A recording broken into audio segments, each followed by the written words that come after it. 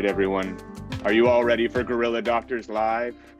We have an amazing special guest to get us started today. Hello. I don't know how amazing I am. I'm not the doctor, so that's what we're all here for today. Hello. Hi. My name is Emmy Rossum. I'm an actress, I'm a singer, and I'm also a Goodwill ambassador for the Gorilla Doctors. And I'm a major fangirl of the doctors as well. As you can see, I'm in my swag t-shirt. Thanks everyone for being here today. I hope everyone is healthy and safe and as well as they possibly can be this year. I'm really excited, and I know we're all here to hear from the doctors. So I'm just here to kick us off. I found my way to the Gorilla Doctors because I love gorillas, just like you guys probably do. And I think what's so incredible about them and people's connection to them is that everyone has a moment or a story where they kind of fell in love, and it kind of like there was a kind of some species transcendence, at least emotionally, that happened for me.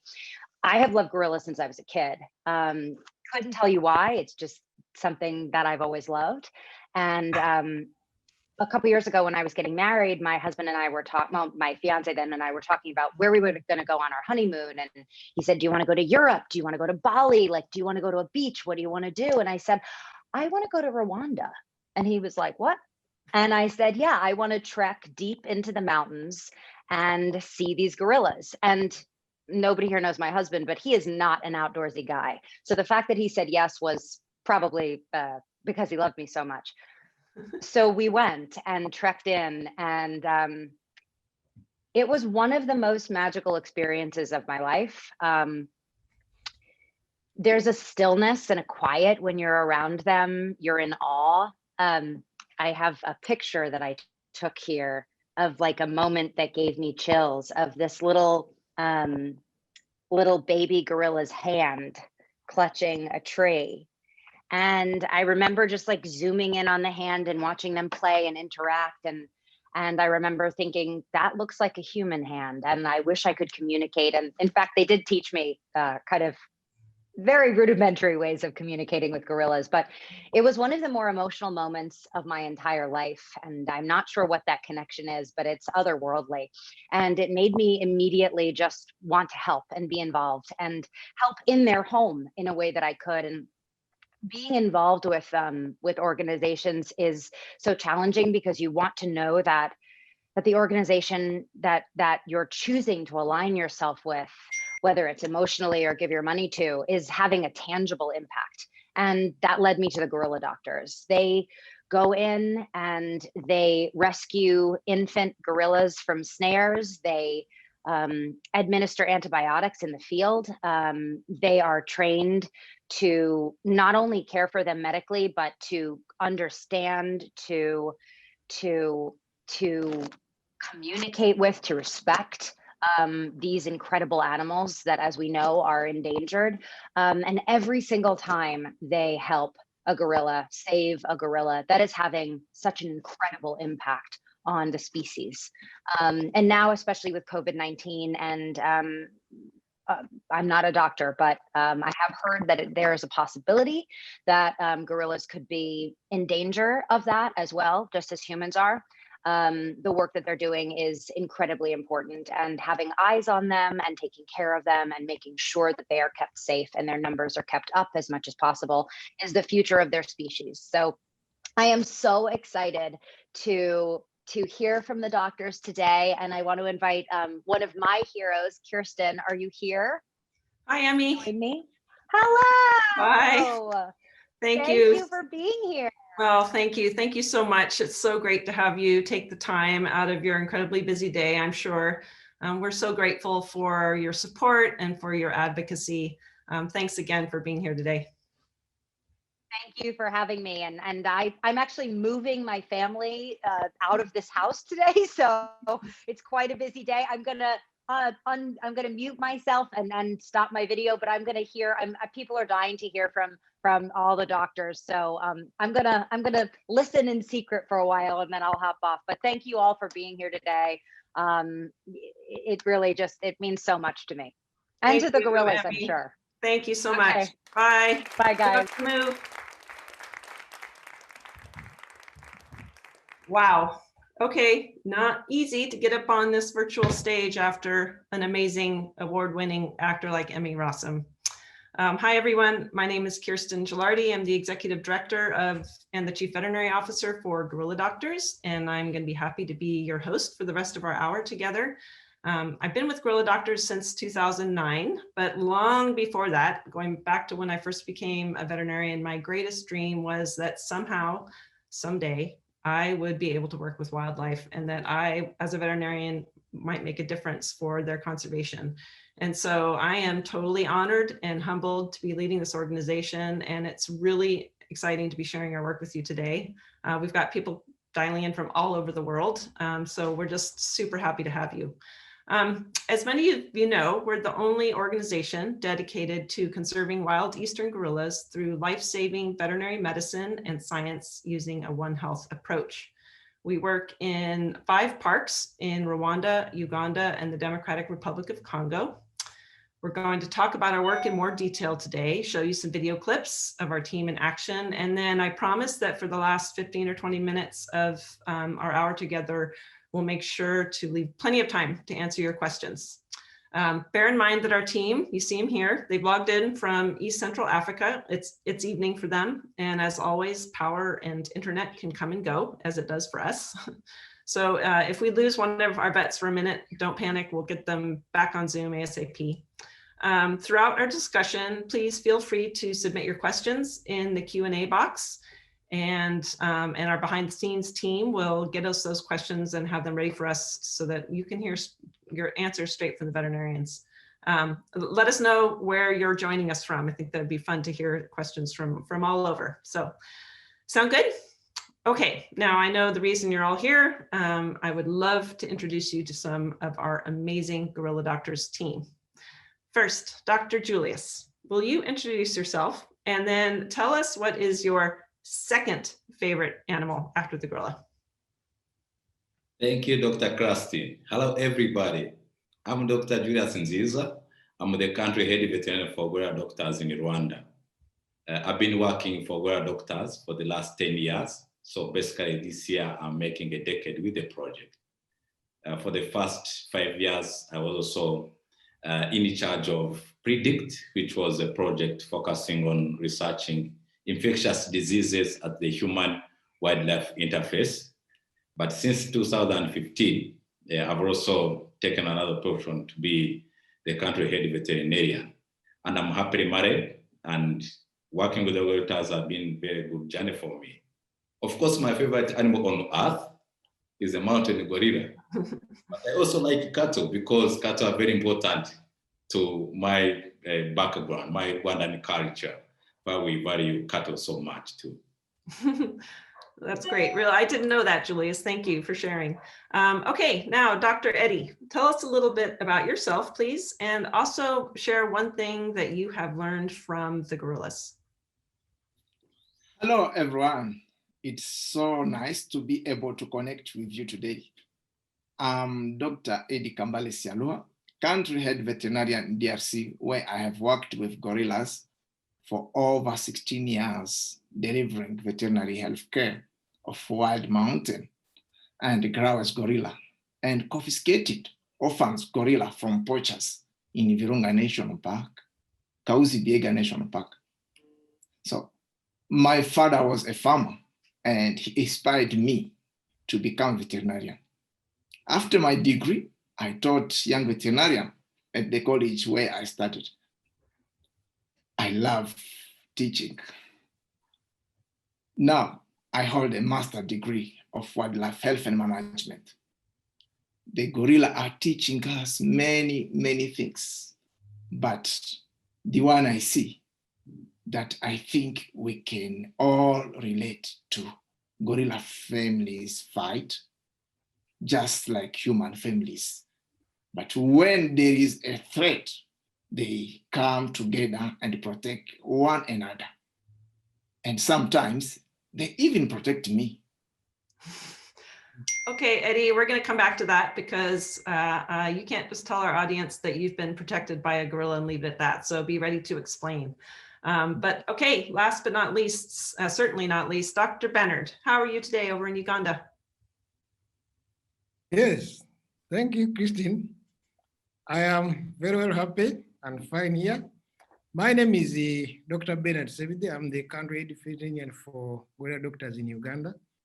I have been working with mountain gorillas for 20 years. That is 2 decades. I started working with mountain gorillas straight out of vet school. That time, I joined the Ugandan Wildlife Authority and I was a warden in Bwindi Mugainga Conservation Area. That's the area where you find both Bwindi Impenetrable National Park and Mugainga Gorilla National Park. So I was a warden there.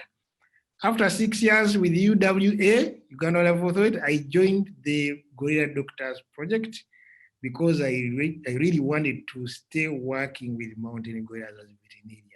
So that is how I came to like gorillas.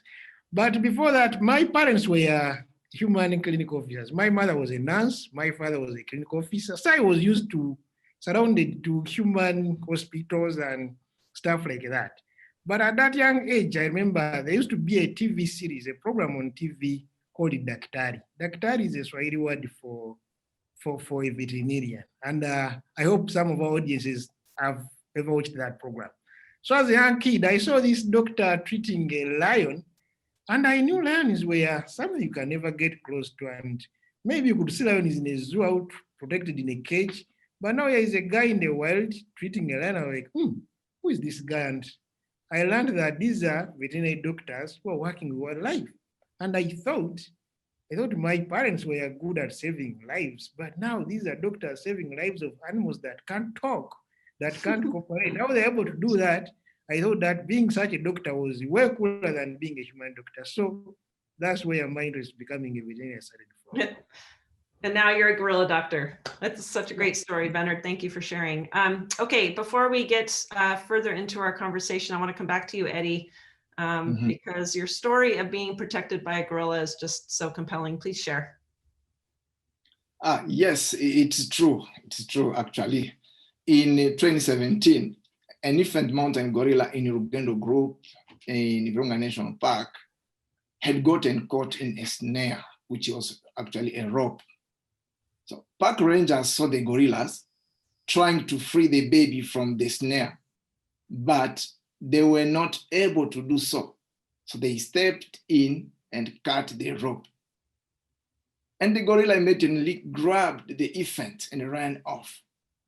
So the next morning, we tracked to the group, which has 4 silverbacks, all of whom were very agitated when we arrived to perform the intervention. We were able to understand the infant, but the other gorillas around us were trying to protect him and were charging at us. So we were very fearful. Then Bukima, the dominant silverback, started vocalizing to calm the group and stepped between us and the rest of the group, protecting us while we worked. Yeah, we removed the snare, we treated the infant's wounds and reunited him with his family. So it was great. It's an amazing story, Eddie. It's one of my favorites for sure. So thank you for sharing. As you just saw for yourselves, and many of you know, our hospital is the forest. We never move a gorilla out of the park for treatment. So every intervention that our veterinarians conduct, they're completely surrounded by the gorilla family. Not all interventions require that the gorilla be immobilized with an anesthetic agent. In fact, the second greatest threat to gorilla health is illness, like respiratory infections, like the colds that we get every winter. And these respiratory infections can be life-threatening for gorillas. Earlier this year, I'm thinking back, Julius, to when you and our Rwanda team treated a respiratory disease outbreak in Pablo group back in February. Can you tell us a little bit about that? Yes, sure. That is correct. We had multiple groups experience a respiratory disease outbreak at the beginning of the year. So we were conducting daily health monitoring visits to keep really a close watch on the spread of the respiratory infections. Particularly, as mentioned in the Pablo group, there were 7 individuals who recovered on their own, actually. But there were a couple who had more serious illnesses. So my colleagues, Doctors Noel and Gaspard, trekked and visited the group to observe and even administer treatment. Of course, these are mountain gorillas that are human habituated, meaning that they are used to human presence, of course, which allows us to get closer enough to that an individual. But remember, they are still wild, and the other gorillas are also around. So it may take some time to find the best position for that. After all the treatment, all the individuals made a full recovery from these infections here. Thanks, Julius. And naturally, disease outbreaks are on the forefront of all of our minds. So it's a great time to pivot our conversation to COVID-19 and the risk to gorillas. Now, first, Pablo Group did not have COVID-19, right, Julius? Yes, fortunately, Pablo Group didn't have COVID-19. And in fact, to the best of our knowledge, as gorilla doctors, no mountain or gorillas have been sick with the COVID-19 virus. And of course, when a gorilla gets sick, we collect fecal samples non-invasively, and we are able to screen for pathogens, meaning bacteria and viruses, and particularly the viruses including SARS, coronavirus 2, the virus that causes COVID-19. So the samples we collected during that outbreak that affected Pablo Group in February this year all tested negative for this virus. So it's a very huge relief for all of us. Yeah, that was a huge relief. And of course, even before the arrival of COVID-19, Gorilla Doctors has been collecting samples to screen for pathogens as part of our clinical diagnostic work, our scientific research, and basically to better understand the health threats facing gorillas at the population level. In fact, it was that work that helped us learn, that helped us discover that wild gorillas are indeed susceptible to human diseases. And so for this reason, ever since this tragic COVID-19 pandemic started, we've been operating under the assumption that gorillas are also at risk of COVID-19, just like people. And we're also assuming that if the virus infected the gorillas, we'd probably see similar types of illness, everything ranging from asymptomatic to very, very ill. And we would see a similar pattern of spread among the gorillas. Again, knock wood, we don't think the COVID-19 virus has infected a mountain or growers gorilla yet. And that's really because Gorilla Doctors and all of our partners in the parks and the other nonprofit organizations that we work with have been working extra hard to protect them. Benedikt, can you walk us through what some of these added safety protocols that have been implemented to protect the gorillas from COVID-19? Yes, I can. I think, first of all COVID-19 really relates to our One Health approach to gorilla conservation. This approach recognizes that the health of the people and the gorillas are interconnected as such. And as we have seen with COVID-19, a virus can move from animals to humans. And similarly, we know that pathogens can move from humans to gorillas. And for that reason, we employ or use this One Health approach in all of what we do. But first of all, to prevent and most importantly, the spread of diseases from people to gorillas, which are definitely susceptible. So to reduce the risk, even before COVID, we had all these health preventive measures. The additional measures we really employed is ensuring that people wear face masks when they go to visit gorillas, all staff and all tourists, keeping a distance of at least 10 meters away from the gorillas, sanitation and hand washing. So the same hygiene practices that we do at home, in the supermarkets, and wherever we go during this COVID-19, we simply intensified all of those now when it came to gorillas. And we've, in addition, procured some materials, educational materials, brochures, pamphlets, posters, really to share more with our partners and our tourists, keep reminding them of what they need to do, keep gorillas and people's safety and health. And I think Eddie can talk further even to this. Yes, colleague. Yeah, that's true. At Kauzibiega National Park, where we monitor critically endangered grouse gorilla, we provided 1,000 reusable masks that was given to park staff. So we also printed large health education posters, and we have conducted health safety workshops to those guys, which was great, and we really like it. Yeah.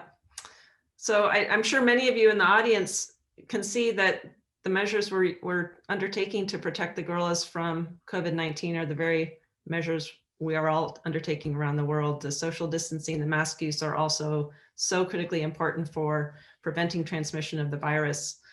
Of course, we know the post-COVID world is going to look and feel different in many respects, but at Gorilla Doctors, we're really hopeful that the increased awareness now for how vulnerable wild gorillas are to human disease will mean that all of these best practices for protecting gorilla health will continue. Benedikt, I want to wrap up our discussion this morning on a super happy note. Can you tell us about the gorilla baby boom in Uganda? Yes, I can. Yeah, since July, actually, we've seen a baby boom in gorillas in Uganda in particular. We have 10 baby gorillas born in Uganda alone since July.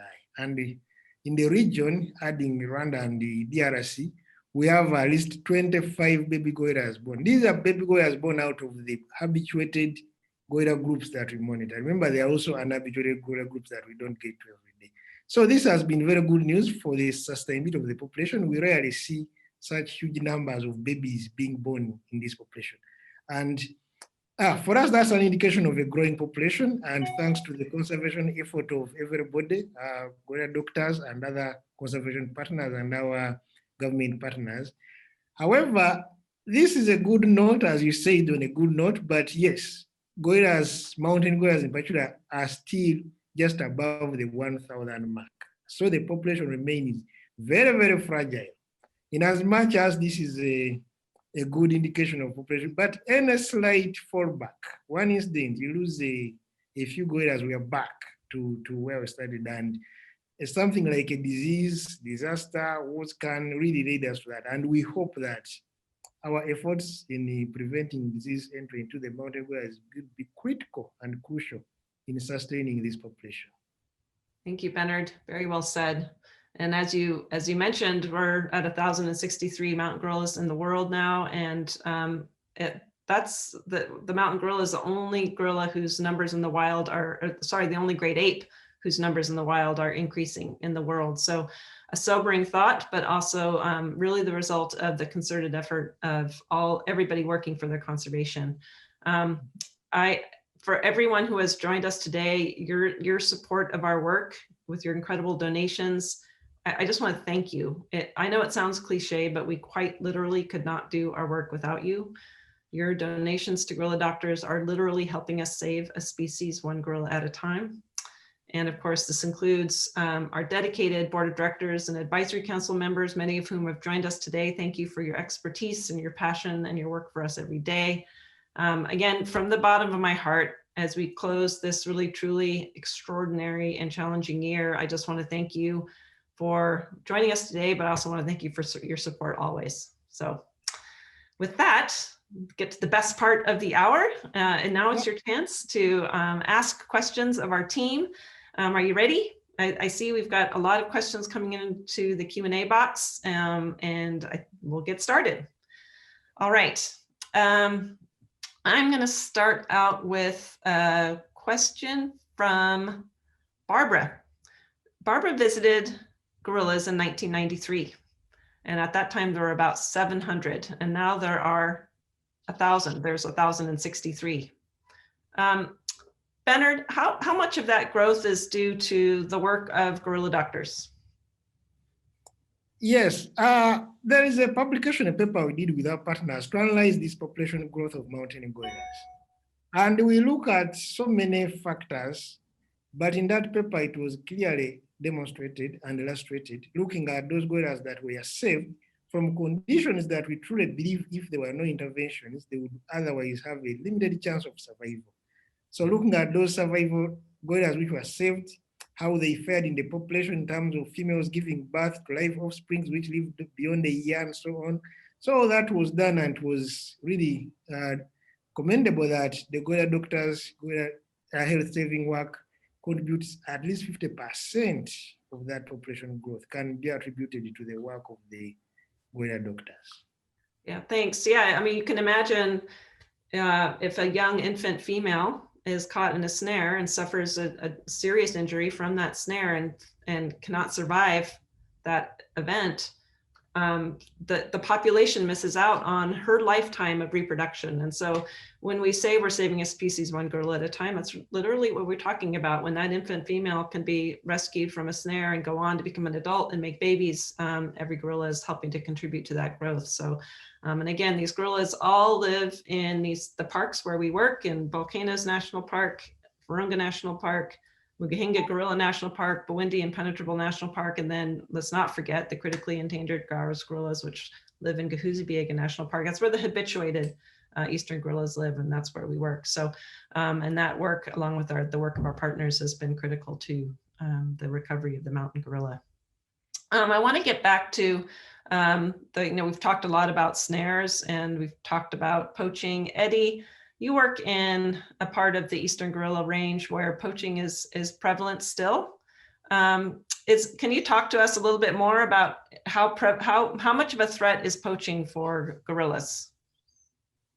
Really, that's a great question. And actually, with even COVID, the poaching activities growing as there is not much movement inside the park.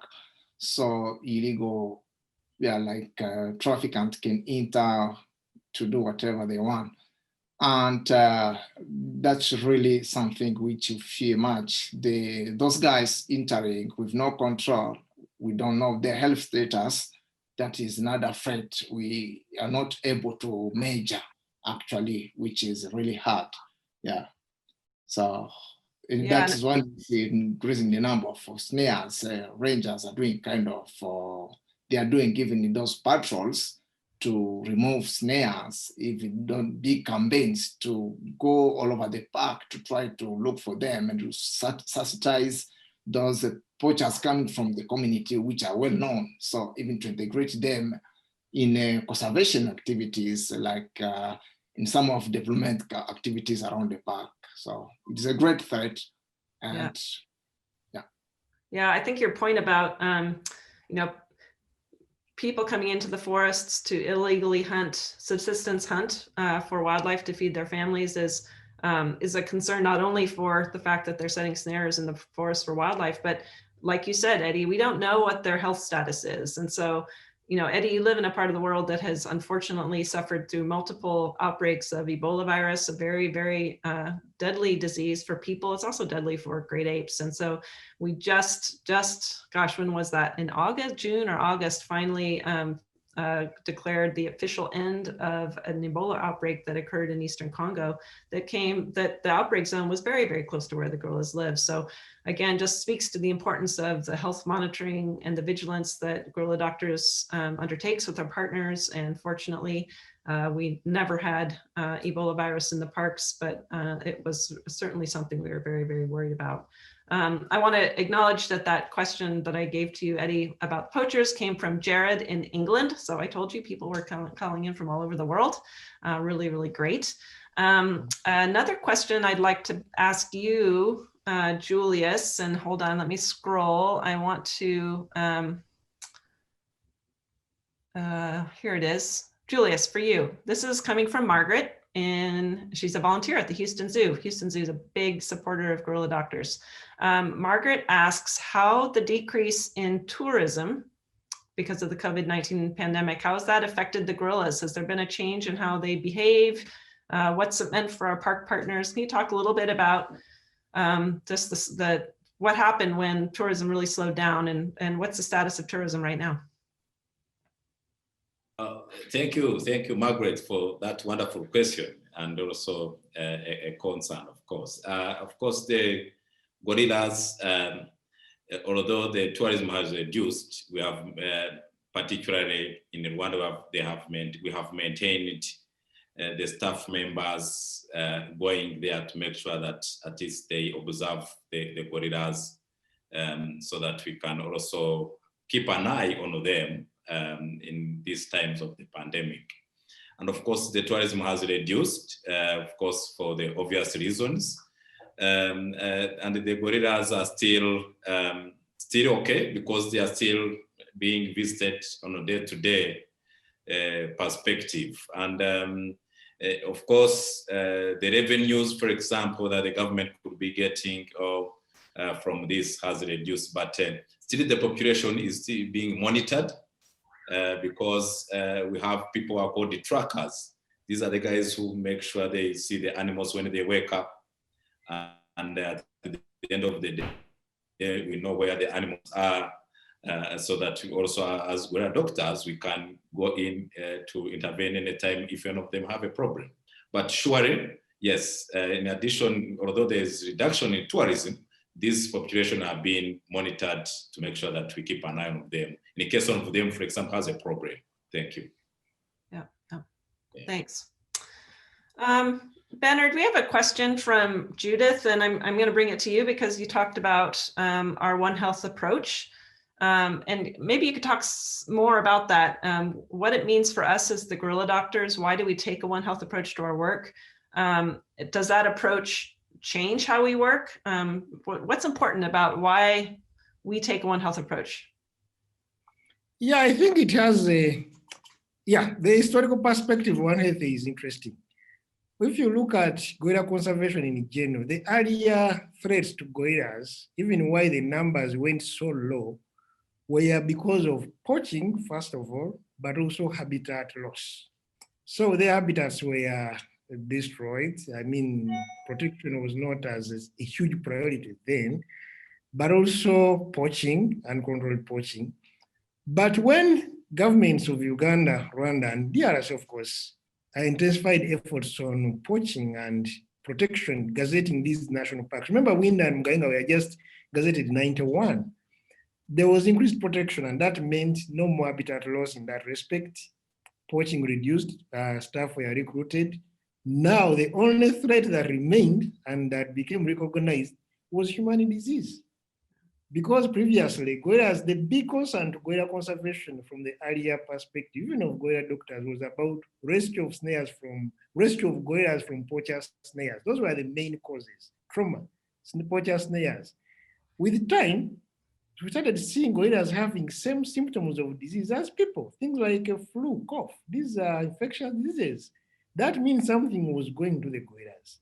So we realized that gorillas can equally be devastated by human disease. And so to keep gorillas safe from human disease, you need to get healthy people visiting gorillas.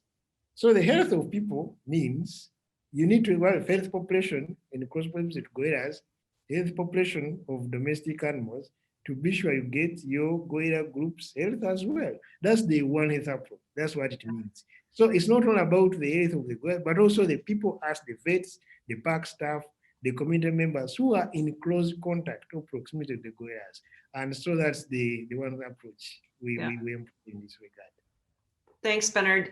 Yeah, and I think that it was really thanks to the vision of our previous executive director, Dr. Mike Cranfield, right, who really recognized that in order to best protect the health of the gorillas, we needed to make sure that the people who were in the parks protecting them were as healthy as they could possibly be. So for years, the Gorilla Doctors organization has invested time and energy and funds in preventive health for park workers. Most recently, thanks to donor support, we've been able to work with the Rwanda Development Board to hire the first ever park doctor for Volcanoes National Park in Rwanda. That doctor's job is to take care of the park personnel at Volcanoes and to be there in case there are ever any emergencies. So that idea that human health and gorilla health are connected has been really core to our ethic and our operations for many, many years. We've had a couple good questions about specific groups of animals that we treat. And I'm sorry, we've got so many questions here. This one's for you, Eddie. It comes from Alice, and she's wondering, how are the orphans at Senkwekwe facility? And so perhaps you could tell, we haven't touched on the orphan mountain gorillas yet. Maybe you can tell us a little bit about them and how we help them as their veterinarians. Well, thanks, Alice. That's a great question too. So as we said, really poaching is doing really, has done a lot of bad things to our endangered species. So that's why we have these guys in captivity. We didn't take them out, but they were confiscated from traffickers, and that was the only way we could do, because we could not introduce them in wild. But now they are doing really great, and we do which is a regular health monitoring of those guys. We keep close contact with the keepers to report us what is going on with these guys on daily basis. And we do also the annual health check of these guys. And the quarterly deworming, we can go and see, we try to do fecal examinations. So we also discuss kind of management of those guys in their home where they are now, which we are trying also to improve their development in expanding the enclosure where they can start feeding on wild food. And we also harvest food from them, from the wild. So we are doing our best, and we discuss with Virunga National Park, which is housing this facility, and really we collaborate very closely in terms of monitoring them. If they get sick, the park is ready to really to protect us, to inform us, to escort us if there is no way to get to the site. So they are doing their best really to facilitate our work as well. So we do all we can, like giving deworming, antibiotics if need it.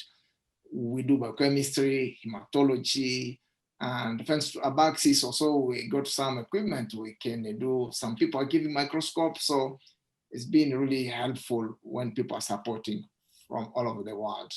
So as vets, it's very important for us when we intervene and we help these guys to survive. And now they are growing, they are healthy at the moment. And in your usual humble way, Eddie, I have to sing your praises in the incredible rescue of Mazuka, one of the mountain gorilla orphans that we care for at Sinqueque. That was an infant that was caught in a snare, and she was extremely debilitated when Eddie and Virunga National Park rescued her. She'd been without food and water for quite a while, days, and Eddie's 24/7 care for her in her first several days in our care really saved her life. So she's a happy camper now at Sinqueque facility. So Julius, I'm going to ask you, many of you, as if 2020 wasn't a difficult enough year. Early in 2020, we had a very tragic but natural event when several members of Hirwa group were struck by lightning. And we lost several members of that group due to lightning strike. And we've got a question from Denise, who asks, how is that family of gorillas doing now after that lightning strike? Yeah, thank you, Denise, for the question. In fact, that was a tragic for the group, of course, and for us as the people in charge of their health was much more, not only professionally, but emotionally tragic to us. We had never done such an operation to do post-mortem, for example, for a large number of animals that died instantly in a flash in this landscape. So, so far, this group has been resilient, very strong. It's now back. They are okay. They are now on the Rwandan side of the Virunga Massif, and they are now apparently okay. So we visited them and they're okay. And to us who monitor them every other day, it's a lesson to us that these guys can be resilient. These guys can come back. We had thought most probably that this group could suffer, even like their social fabric might break down, but apparently these guys are okay. The silverback is okay. It is leading all of the members, and we are proud of this group. It's a huge relief, not to us only, but to everybody who has been with this group for many, many years in this landscape. Yeah. Yes. Thank you for the question. Yeah. Well, and Julius, you know that part of the reason we know that those gorillas were unfortunately struck by lightning is that trackers were nearby and they heard the sound of a crack of thunder and lightning and heard gorillas, vocalizing. It speaks to the critical importance of the trackers who work in the park. So again, we're talking about the personnel in all the parks who make our job possible because number one, they help keep the gorillas habituated to the presence of people, make gorillas feel safe. And their eyes and ear, they've got their eyes on the gorillas every single day, and it's the trackers that help us do our job. Can you, Julius, talk a little bit more about that? This is a question from Demi Mills. She wanted to know, can you talk about the trackers, how they work around the clock, making sure that the gorilla groups are always safe? And I'll give you that question, Julius, and then Benedikt or Eddie, if you would like to add anything, please do. Go ahead, Julius. Oh my God, I don't know the words I can have to describe these people. These people are almost like our heroes. They are our eyes and ears on the ground. They are basically, although we are doctors, basically these are our nurses. And these are the guys who are watching over the animals around the clock. Of course, they have specific time. They have to be with a group for the obvious reasons. This is a wide group. We don't want them to be with the animals all the time, but they work hard a lot, and they are the people that we owe most of our work to them. And of course, although we know most of the individuals, we know how they behave, but these guys really are the guys who, we work hand in hand with them. If it is an intervention, if it is even monitoring an individual, they are very, very, very important. And of course, particularly, especially also for that group, yes, they are Hirwa group. The trackers were there.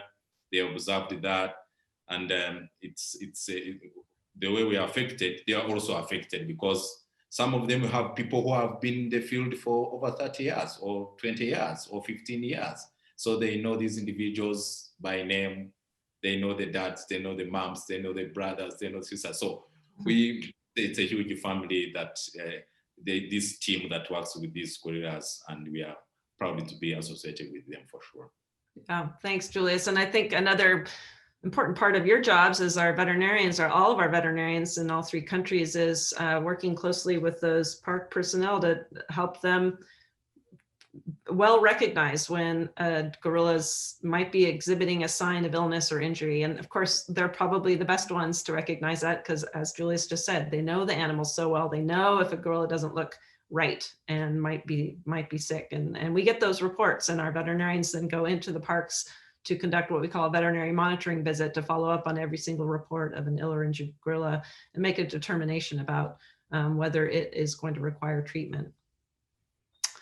We have an interesting question from Helen in England, who's asking about the mountain gorilla population as it's increasing. Is there a possibility that mountain gorillas will start to outgrow the park? The population will get so big that the gorillas are coming over the edge outside of the park. Benedikt, can you talk a little bit about that? Because gorillas come out of Burundi impenetrable bark pretty often. Yes, they do. But yeah, thanks, Helen, for that question. The last population and habitat viability assessment done for the mountain gorillas was in 1997. That's over 20 years ago. Many things have changed since then. We know from records that the population of mountain gorillas was way higher than the current number. Looking at the records of the earlier researchers where they recorded numbers of gorillas, which parts of the park they recorded which numbers, which groups. Now, looking at the park now, we are now doing census of gorilla census, so we can know which gorillas are where, which individuals are where, and the methods have changed over time. Earlier censuses were only looking at gorilla nightness to try and work out the numbers and so on. But now we have added DNA, genetic identification of every individual. True that the population is growing, but we still believe that there's room for more. We have not yet done another assessment to determine what the carrying capacity of the park now is. But we know there are so many areas, large areas of the park that are still not yet habitat, or looking at the gorillas range. There are many areas where gorillas are not necessarily going. There are so many factors for that. But the ones which are coming out of the forest, we also realize that these are actually habituated gorillas. Those which have lost fear to human presence. They don't have any fear for us. So they can easily move out without fear. The wild ones rarely come out of the park. They will only come out of the park in areas where there are no people.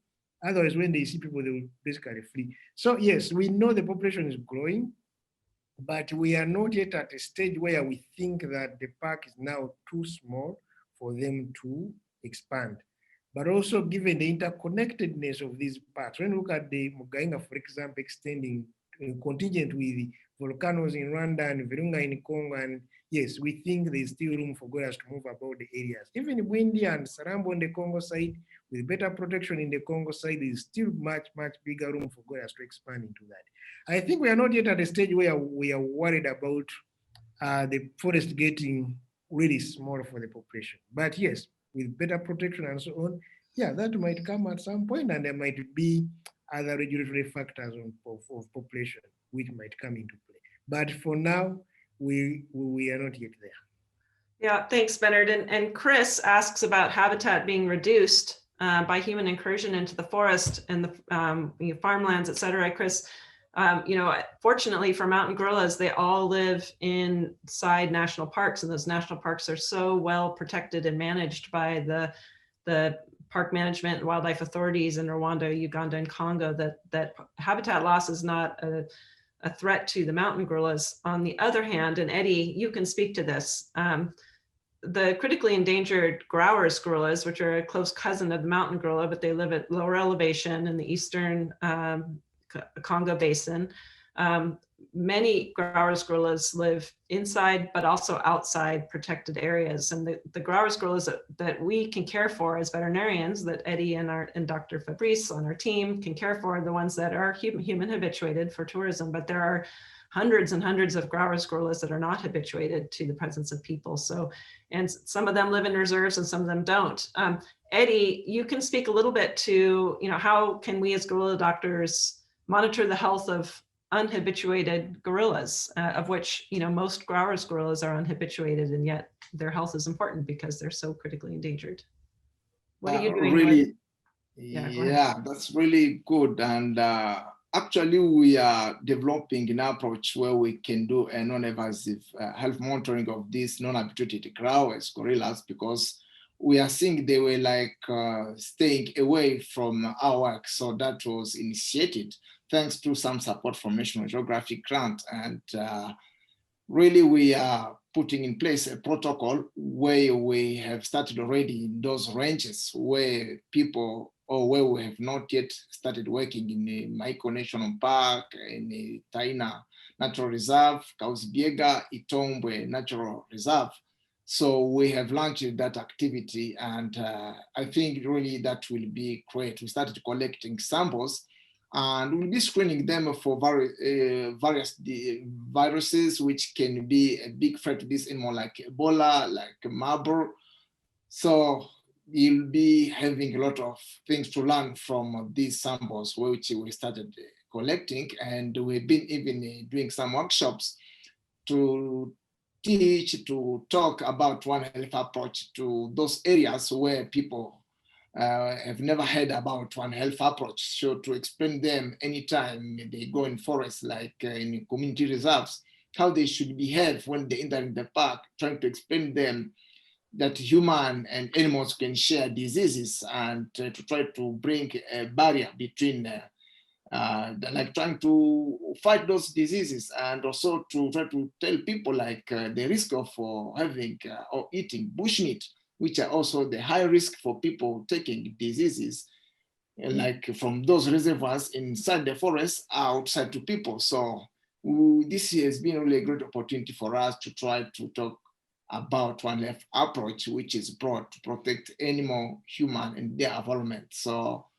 we really appreciate this approach, and we really think that we will still keep our politics of doing the Employee Health program for people who are going on a daily basis in close contact with these animals, As you heard Christine talking about the new doctor hired in Rwanda side, in DRC, we have in both park already doctors hired. In Virunga National Park, we call it welfare department, which is really doing great and helpful really for us for our work. So we are seeing how the OneHanded approach is going all over the area where we have this grouse gorilla. Actually, the threats are there, the mining, illegal mining, and so animal trade, live trade, bushmeat.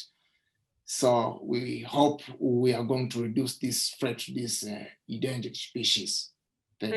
Thanks, Eddie. And you talked about going into the community and doing awareness raising. And I think, here we are, this international community of people who care about the work of gorilla doctors. We're all together for this hour.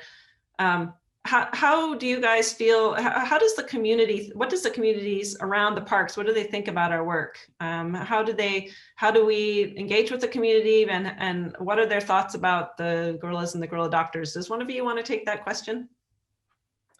Yes, I can. That's an interesting question, Christine, because as you know, the dynamics of gorilla conservation is so huge. There are so many players. There's no single entity that can attribute the success of gorilla conservation itself, right from the veterinary work we're doing, to the protection of the government, to the community conservation projects by partners. It's wide. Now, initially, when I just joined the Ugandan Wildlife Authority as a warden in Wind, and I was a vet, of course, the community where I was posted for the first time saw a vet in their community. And they were wondering, they have had all issues with their domestic livestock and they can't even access veterinary services. But the mountain gorillas, a vet is being recruited to treat mountain gorillas. Some of them couldn't understand why that is so. But with time, they recognized that their own livelihoods, when tourism started in those communities, they realized that it's changing the community itself in terms of benefits that they accrue from tourism, direct and indirect.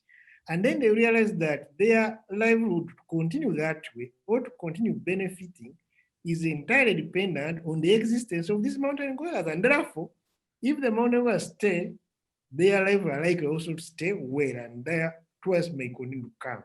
So the community is transitioned from seeing vets coming to treat gorillas, not necessarily their domestic animals, but for the purposes of making sure these gorillas survive, they exist, so that tourism continues, and their community remains at the forefront to accrue those benefits that they are getting. But even then, when we employed now the One Health thinking, we had a very unfortunate case where one gorilla group got scabies, a human disease, largely human domestic animal. This is a mite, mange, that came from domestic dogs to the mountain gorillas. And so we had gorillas suffering significantly because of that. So for us to treat, we really indeed went and treated gorillas. We lost one baby, but we realized that unless the dog in the community and their goats are also treated from scabies, these mites, we still are living on the cross border with this kind of, so we have to go into the community, educate them about disease transmission between animals and people and mountain gorillas and domestic livestock, to encourage them to keep their livestock health as well. And with the partnership with other projects, got other veterinary services coming to the areas. So this, the interconnected and the linkages now started making sense.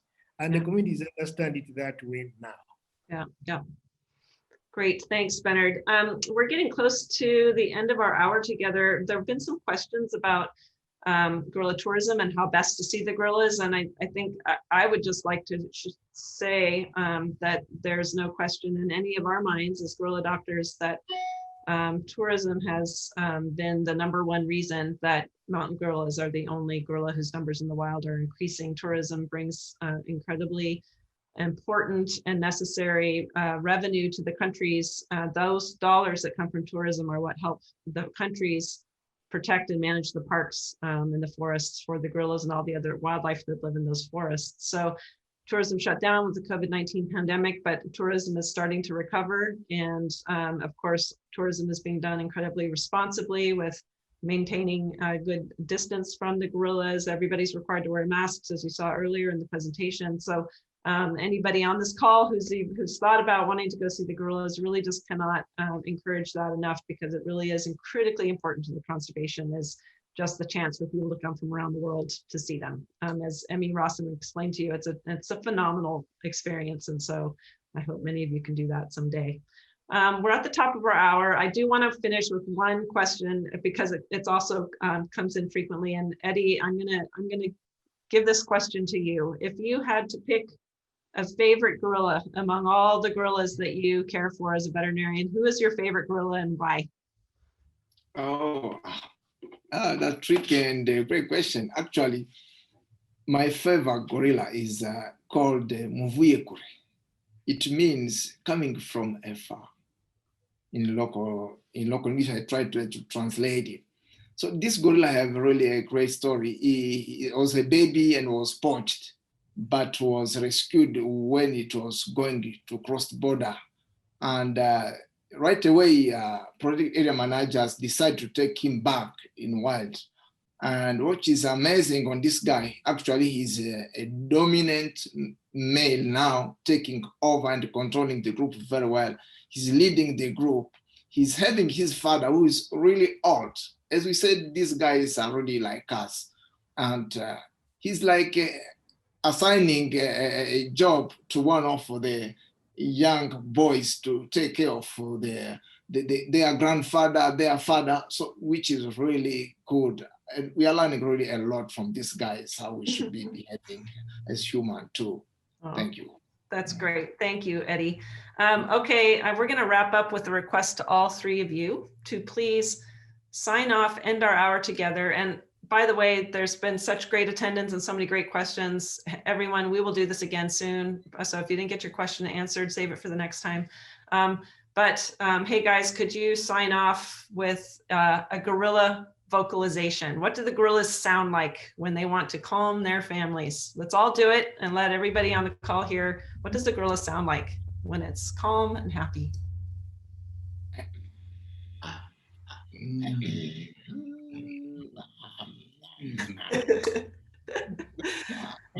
Great.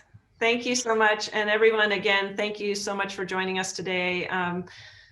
So many of you joining us for an hour to learn more about us is just incredibly rewarding and heartwarming for us, again, especially at the end of an extraordinary year. We cannot thank you enough for your support. We need it. We appreciate it. You are a part of what we do. You make our work possible. And so as we head into the holiday season, just wishing you a very peaceful and safe and healthy holiday. And again, thank you for joining us, and we look forward to seeing you again next time. All right. Thanks, everyone. Thanks, Dr. Eddie. Thanks, Dr. Julius. Thanks, Dr. Benedikt. Bye. Thank you.